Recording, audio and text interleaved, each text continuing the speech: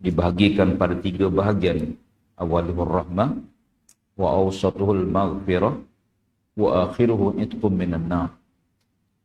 Ramadan itu awalnya rahmat, pertengahnya pengampunan Allah, dan akhirnya melepaskan daripada neraka Allah.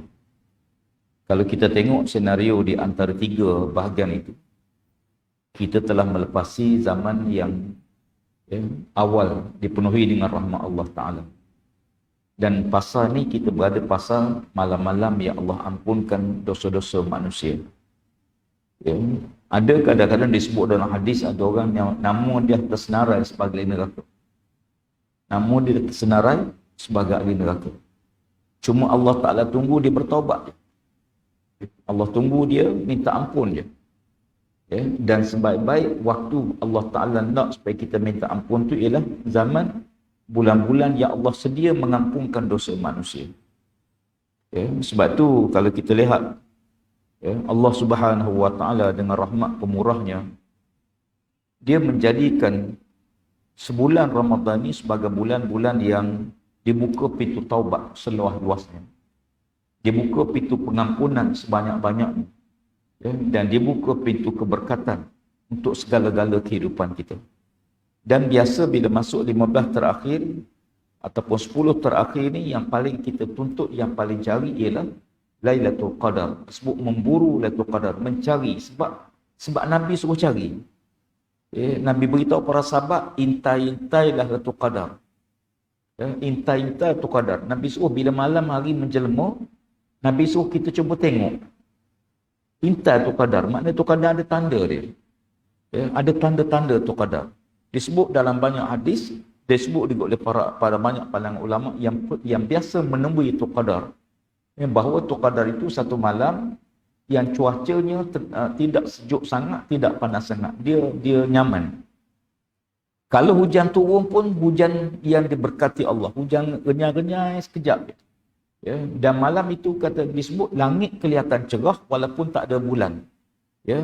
Dan pada malam tu suasana sangat tenang. Keesokan harinya matahari akan terbit seumpama bulan purnama. Waktu dia mula terbit, waktu dia mula naik tu, tuan-tuan boleh tengok dia nampak bingkai tepi dia, sebelum dia memancar panas. Dia naik tu dalam keadaan begitu. Banyak perbahasan para ulama tentang itu. Cuma Allah Ta'ala ni dia sebut, inna anzalnahu fi lailatul qadar. Sesungguhnya kami turunkan Quran itu pada malam Lailatul Qadar. Apa istimewa sangat Lailatul Qadar ni? Ada 4 keistimewaan Lailatul Qadar. Yang pertama, malam tu Allah Ta'ala turunkan Quran serentak 30 juzuk. Daripada Lauh Mahfuz turun ke langit dunia 30 juzuk. Dan turun cara runcit-runcit daripada langit dunia kepada Nabi Muhammad SAW selama 23 tahun, 22 tahun, 6 bulan, 23 hari, begitulah. Perbahasan dengan tempo-tempo tu berbeza di antara pendapat para ulama. Dan ayat pertama tu ialah ayat Iqra. Iqra tu turun pada 17 Ramadan. Itu kadang-kadang kita, ada orang kata kalau Quran turun pada Lailatul Qadar, bermakna Lailatul Qadar tu 17 Ramadan. Bukan. Dia Lailatul Qadar tu turun pada satu malam yang Allah Ta'ala sembunyikan. Sampai Allah tanya, wa ma adraka ma lailatul, kamu tahu tak apa Lailatul Qadar? Tuan-tuan sekalian, sahabat-sahabat semua, bila kita buka Quran ni, kadang-kadang kita jumpa Allah tanya, macam ayat ni, wa ma adraka ma, kamu tahu tak apa Lailatul Qadar? Tanya ni bukan suruh jawab, tuan-tuan. Tanya ni untuk tarik perhatian. Macam kita baca Quran, Al-Qari'ah, kiamat. Mal-Qari'ah, apa itu kiamat? Tanya ni bukan suruh jawab. Macam salam juga. Ada salam wajib jawab. Ada salam tak wajib jawab. Ada salam kita tak nak dengar jawapan. Salam wajib jawab, kita jumpa kawan-kawan kita beri salam, memang wajib jawab. Yang beri salam sunat, jawab salam wajib. Ada salam yang tak wajib jawab. Iaitu salam dalam semayang. Imam beri salam, Assalamualaikum warahmatullahi. Makmum jawab, Waalaikumsalam. Kan? Jadi ada orang tanya, dia kata salam dalam semayang ni salam kepada siapa? Siapa jawab salam tu? Jawapannya salam itu ialah kepada malaikat yang berada di sebelah kiri dan kanan kita. Raqib dan nanti Assalamualaikum ya. Assalamualaikum warahmatullahi. Assalamualaikum warahmatullahi. Satu lagi salam yang kita tak nak dengar jawapan. Kita naik atas kubur. Bila masuk kubur, sunat kita beri salam. Assalamualaikum ya ahlul diyar. Ya. Kalau tak nak dengar jawapan, kita nak. Kalau jawab, saya ingat tak masuk kubur. Tak masuk tak. Jadi, Lailatul Qadar ni Allah tanya. Tanya ni bukan nak jawab. Tanya ni untuk tarik perhatian. Wa ma adraka ma itu. Kamu tahu tak apa Lailatul Qadar? Lalu Allah jawab. Lailatul Qadri khairum min alfi syahr. Lailatul Qadar itu ialah satu malam yang lebih baik daripada 1000 bulan. Ada orang kata Lailatul Qadar bersama 83 tahun. Bukan. Perbahasan ulama khairum min alfi syahr, lebih baik daripada 1000 bulan. Berapa ribu? Wallahu alam. Ada yang mengatakan, pendapat kedua yang agak kuat juga, perkataan 1000 dalam Quran bukan menunjukkan bilangan yang 1000, tapi menunjukkan banyak. Jumlah yang banyak. Bila kita jumpa Quran sebut 1000, bukan bilangan dia mesti 1000, bukan. 1000 tu jumlah yang sangat besar, sangat banyak. Macam kita lah, kita menghadap raja-raja. Ampun tuanku, beribu-ribu ampun. Ribu je sebut, tak ada sebut juta. Kan? Ada orang sebut ampun tuanku berjuta-juta ampun. Tak ada, ribu je. Ribu pun kira banyak betul tuan-tuan. Ya. Kita jumpa ayat Quran, wa may yattaqillaha ja'al lahu makhraja. Itu ayat dipanggil ayat 1000 dinar. Ya. Ayat panggil orang Melayu panggil ayat 1000 dinar. Ayat ini berhubung dengan seorang sahabat Nabi, ya, namanya Allahumma shalli ala Muhammad. Siapa nama dia? Dia ni pergi berperang zaman Nabi SAW. Ya. Ya. Dia pergi perang bersama Nabi, bersama para sahabat dalam satu misi peperangan. Ya. Dan dia ni minta izin pada mak dia dengan ayah dia untuk turut berperang. Ada satu perangan musuh datang serang Nabi di Madinah. Maka tentera Islam dihantar dalam rombongan tersebut. Ya. Maka Nabi SAW ya, mengantar dia. Dia ikut sama dalam peperangan tersebut. Cuma peliknya, setelah tentera tu balik, ya, Allah maksud saya ingat nama dia, sahabat dia. Ya. Siapa ingat nama dia? Allah maksud saya nama. Tak apa nanti kalau saya ingat, saya sebut. Ya. Bila dia balik peperangan, mak dia cari dia, ayah dia cari dia, tak ada. Ya. Tanya Nabi, ya Rasulullah, mana pergi anak aku? Ya. Nabi tengok, Nabi tanya sahabat, mana pergi? Sahabat tak tahu. Ya. Tak tahu dia pergi ke mana. Ya. Nak kata dia mati, tak ada jenazah. Nak kata ditawan oleh musuh, tak ada pula. Cuma sahabat tak tahu dia pergi ke mana. Tapi dia pergi perang. Ya. Tak balik. Ya. Dan lalu Nabi ni pesan pada ibunya, ni amalan bagus. Nabi pesan pada ayah dia, pada mak dia, Nabi kata, aku tak tahu anak kamu pergi ke mana. Berita dia mati tak ada, berita dia cedera pun tak ada, dengar cerita ditawan oleh musuh pun tak tahu, sahabat pun tak tahu. Lalu Nabi pesan pada ayah dia, hendaklah kamu berzikir. Nabi suruh dia doa pada Allah dengan satu zikir, iaitu la haula wala quwwata illa billahil aliyyil azim. La haula wala quwwata illa billahil aliyyil azim. La haula wala quwwata illa billahil aliyyil azim. Ya. Lalu ayah dia, Allah maksud nama, tak ingat nama. Ayah dia pun malam tu, sepanjang malam dia kata, kami malam tu duk berdoa, duk berzikir pada Allah Taala. Ya. Dalam hadis disebut, zikir ni kanzum min kunuzil jannah. Siapa-siapa berzikir dengan la haula wala quwwata illa billahil aliyyil azim, zikir ni ialah gedung pembendaraan khazanah kekayaan Allah. Terutamalah tuan-tuan. Kadang-kadang kita ni hidup ni ada masa kita habis ikhtiar. habis ikhtiar. Sakit, minta maaf sebut kalau kadang orang kena kanser. Doktor kata tak ada ubat. Bolehlah kemo, boleh begitu, tapi nak rawat, nak pulih, payah. Ada masa kadang-kadang sahabat kita kena COVID tahap 5 ditidurkan. Apa nak buat?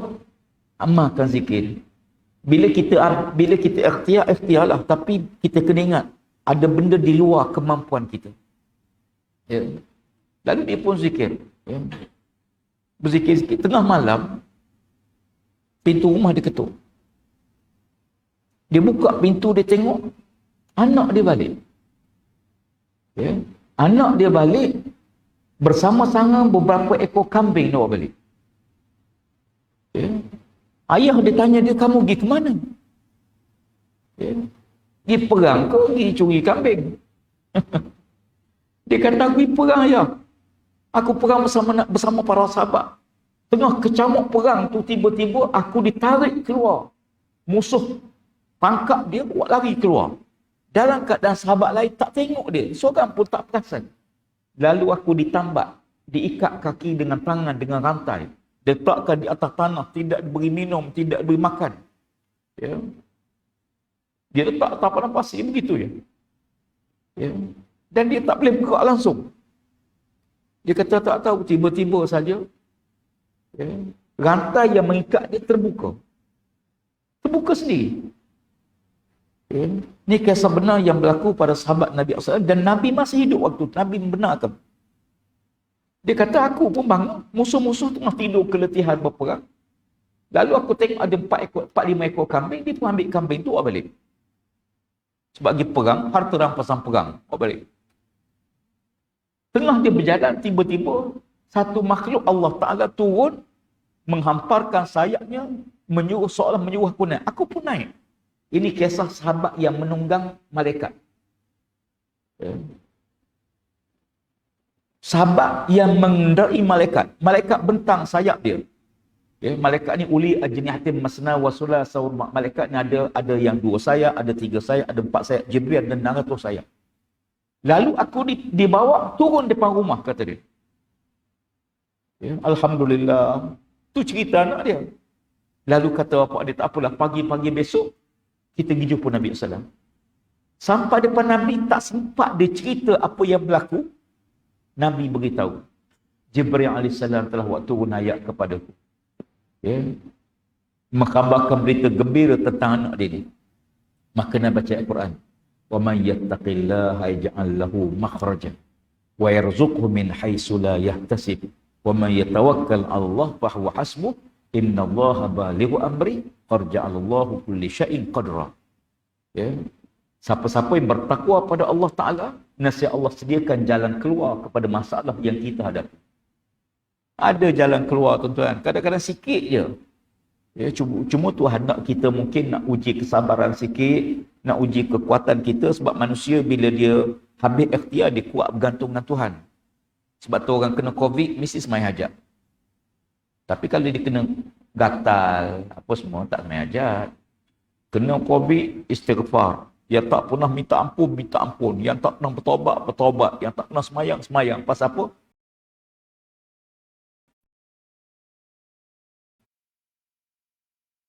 Sebab COVID ni boleh bawa mati. Tapi kalau dia kena kurap, tak semai hajat.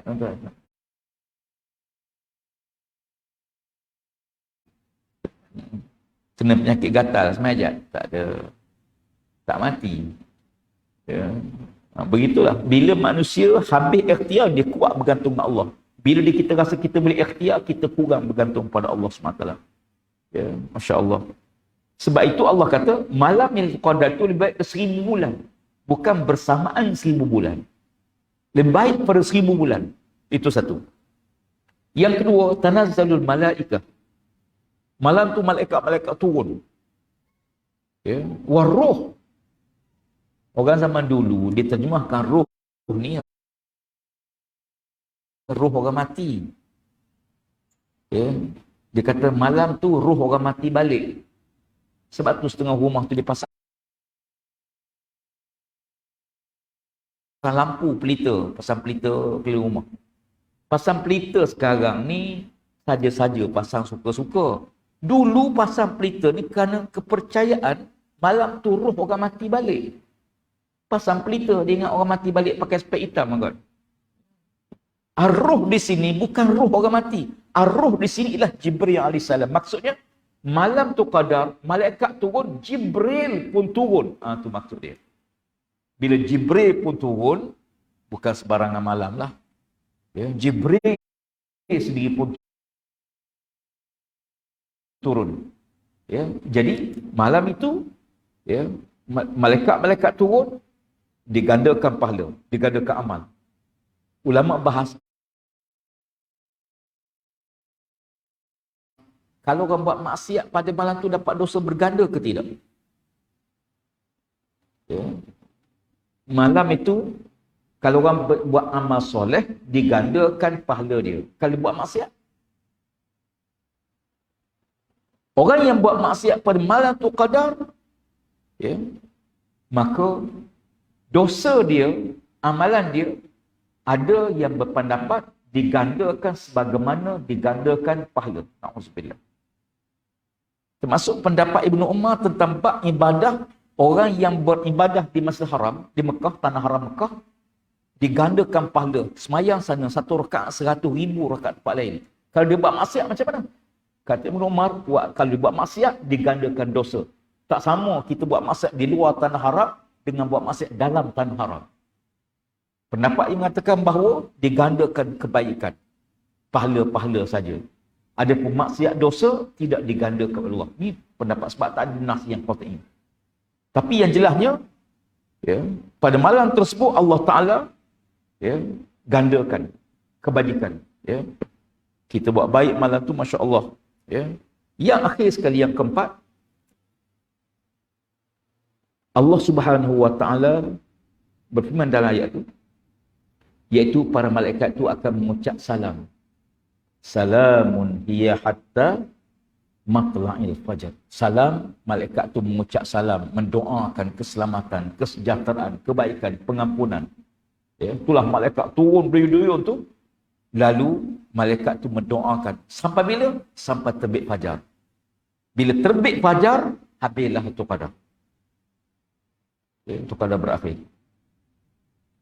Sikit nak untuk penutup. Kadang-kadang kita ni tuan-tuan, bila seorang tu batuk, sakit tekak, demam, elok pergi test COVID. Pasal apa? Itu simptom COVID. Baik. Kalau orang tu sakit perut, pergi jumpa doktor, doktor akan cek, tanya, makan apa? Takut-takut sakit perut tu kerana salah makan. Bermakna, mesti ada punca dia. Ya, mesti ada sebab. Sakit ni mesti ada sebab. Sama juga ibadah. Minta maaf. Ada orang kadang-kadang payah benar nak sembahyang tahajud. Pasal apa payah sangat ni? Cuba tanya diri kita lah, kita tanya diri kita, tanya orang lain. Tanya kita. Pasal apa payah sangat sembahyang tahajud? Mesti ada sebab. Mesti ada sebab. Padahal bangun dah, pergi dah bilik air. Masuk bilik air dah. Ya. Mudah je ambil wuduk, sembahyang 2 rakaat, 4 rakaat. Ya. Kadang-kadang kita bangun nak sahur. Dah masuk bilik air, dah buang air apa semua. Makan-makan, tak sembahyang tahajud. Pasal apa tak boleh sembahyang tahajud? Mesti kita tanya. Ya. Ulama-ulama dalam menghuraikan, tahajud ni dia berkait rapat dengan amal sebelum tidur. Kita buat apa sebelum tidur? Ya. Kadang-kadang zaman kita ni habis banyak masa sangat duk main handphone tengah malam sebelum tidur. Ya. Duk gatal pergi tengok baca semua, Facebook tengok apa, tengok ni, tidur. Memang payah tahajud tuan-tuan. Memang payah tahajud. Dia berkait rapat dengan apa yang kita buat sebelum tidur. Yang kedua, kenapa payah sangat nak sembahyang sunat duha? Ya. Kenapa payah sangat nak sembahyang sunat duha? Duha ni dia berkait rapat dengan sedekah. Orang yang payah sedekah, payah sembahyang sunat duha. Ya. Dia mesti ada amalan, timbabalah dia. Kenapa payah sangat kita nak sembahyang sunat qabliyah, ba'diyah, fardu? Mesti ada sebab. Ya. Kadang-kadang kita duk mengingat ya Allah, pasal apalah seolah Allah tak izin. Kita payah sangat kita nak buat amal. Ya.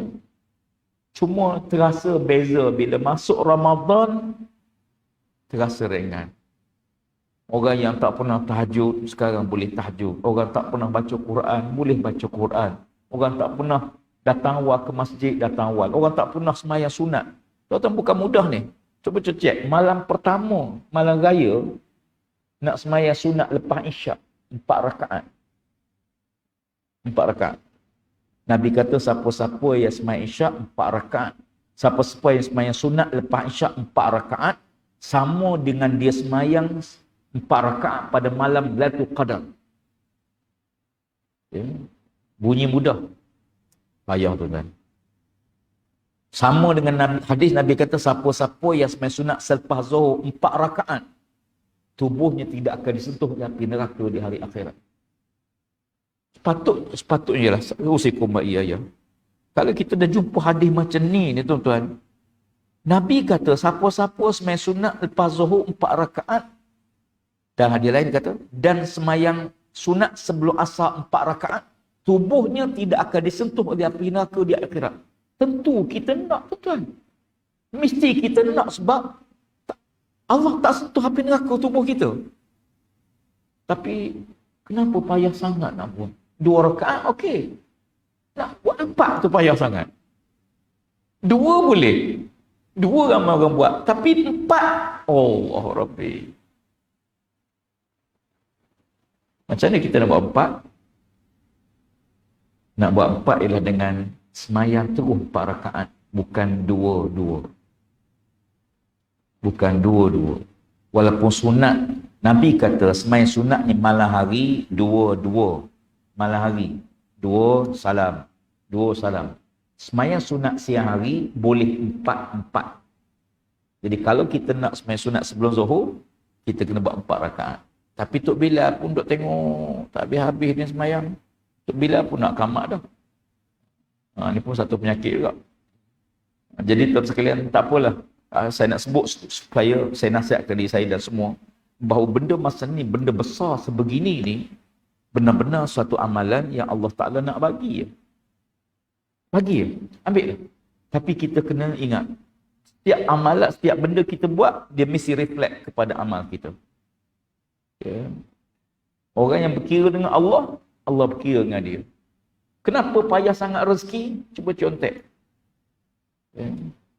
Rezeki payah ni kadang-kadang sebab kita berkira sangat. Sedekah ni sedekah lah.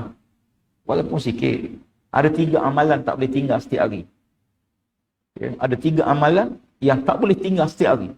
Pertama, jangan tinggal sedekah. Setiap hari. Walaupun sikit. Walaupun sekadar 10 sen, walaupun sekadar RM1, RM2. Tapi jangan tinggal sedekah. Yang kedua, setiap hari jangan tinggal baca Quran. Jangan tinggal baca Quran setiap hari. Ya. Sebab Quran ni Allah Rabbi. Ya. Tuan-tuan, kalau tuan-tuan nak supaya tidak nyanyuk waktu tua, bacalah Quran. Ya. Tuan-tuan nak supaya Allah Ta'ala pelihara iman kita sampai hujung hidup kita, bacalah Quran. Ya. Quran memang hebatlah. Ya. Kita tengok dapat pahala. Tengok hadis tak dapat pahala. Tengok dapat pahala, tengok Quran. Tengok Kaabah dapat pahala. Tengok Quran dapat pahala. Tengok isteri belum tentu dapat pahala. Silap-silap dapat dosa. Apa tengok-tengok? Orang Melayu tengok tak bagi tu. Yang ketiga, setiap hari setiap hari usahalah untuk menambahkan ilmu yang mendekatkan diri kita dengan Allah Subhanahu wa taala. Kerana kata Nabi, "Iza ata alayya yauman la azdadu fihi ilman yuqarribuni ila Allah azza wa jalla fala burakali fi tulu'i syamsi zalikal yaum." Kalaulah aku hidup satu hari dan tidak bertambah sebarang ilmu yang mendekatkan aku dengan Allah Ta'ala, tu Rasulullah tu, maka hilanglah keberkatan terbitnya matahari hari tersebut. Sekarang banyak sumber ilmu kita boleh baca buku, kita boleh tengok. Sumber ilmu kita banyak. Live kuliah ceramah sepanjang Ramadan ni, buka je bila mana pun. Sentiasa ada. Petang pun ada, malam, lepas maghrib ada, lepas tarawih ada, lepas subuh ada. Masya Allah. Ya, mudah-mudahan kita menambahkan ilmu yang mendekatkan diri kita dengan Allah Subhanahu Wa Taala. Dan saya suka tambah satu lagi, kalau bolehlah, Jangan tinggal selawat pada Nabi SAW sekurang-kurang 100 kali sehari. 100 kali sehari. Kenapa saya sebut 100? Sebab Nabi sebut, ada hadis. Nabi kata siapa-siapa yang selawat padaku 100 kali sehari, Allah kurniakan padanya 3. Pertama, dia tidak kena sifat munafik. Yang kedua, dibangkitkan di akhirat bersama Nabi SAW. Yang ketiga, kata Nabi, tubuhnya tidak akan disentuh oleh api neraka di hari akhirat. Ya, benda yang kita boleh buat lah. Saya sebut ni benda yang mudah, yang kita boleh buat. Cuma nak istiqamah je. Boleh buat. Lepas dengar ceramah ni, semangatlah. InsyaAllah. 1000 pun insyaAllah. Macam kita dengar ceramah. Fadilat semayang sunat. Oh, kita pun semangat. Lepas asar semayang sunat lagi. Oh, tu masa tengah semangat tu. Apapun insyaAllah, mudah-mudahan Allah Ta'ala berkati hidup kita. Baki-baki ni kita doa. Allah Ta'ala rahmati bapa kita dalam kubur. Dan saudara mara kita, dan Allah terima amal ibadah kita. Wallahu alam. InsyaAllah panjang umur jumpa semula pada masa-masa akan datang. InsyaAllah. A'udzubillah minasyaitanirrajim. Bismillahirrahmanirrahim. Alhamdulillah Rabbil Alamin. Wassalatu wassalamu ala asyrafil anbiya'i wal mursalin. Wa ala alihi wa sahbihi ajma'in. Allahumma zidna wa la tanqusna wa akrimna wa la tuhinna. Wardanna warda'anna ya arhamar rahimin. Allahumma rabbana ighfir lana dhunubana wa israfana fi amrina. Wa sabbit aqdamana wansurna ala al-qawmil kafirin. اللهم أرنا الحق حقا وارزقنا اتباعه وأرنا الباطل باطلا وارزقنا اجتنابه اللهم ربنا آتنا في الدنيا حسنة وفي الآخرة حسنة وقنا عذاب النار وصلى الله على سيدنا محمد وعلى آله وصحبه أجمعين سبحان ربك رب العزة عما يصفون وسلام على المرسلين والحمد لله